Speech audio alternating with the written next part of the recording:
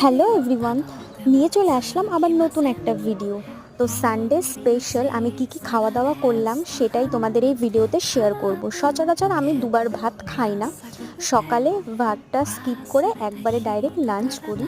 কিন্তু আজ আমার হয়েছে কি, এই সেদ্ধ ভাতের গন্ধে আমার প্রাণটা আনচান করছিল। আর শীতের সময় গরম ভাতের গন্ধ কাকেই না বলো আনচান করে।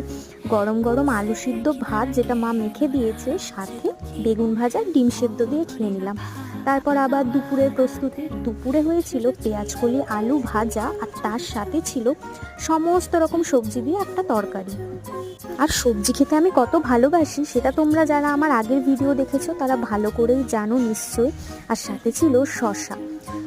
এই সবজির মধ্যে গাজর, শিম, বিনস, ফুলকপির ডাঁটি, এছাড়া আরও প্রচুর জিনিস ছিল। আমি ডিমের আর ঝোল নিইনি, ডিম তুলে নিয়ে এই সবজি দিয়েই ভাতটা খেয়েছিলাম।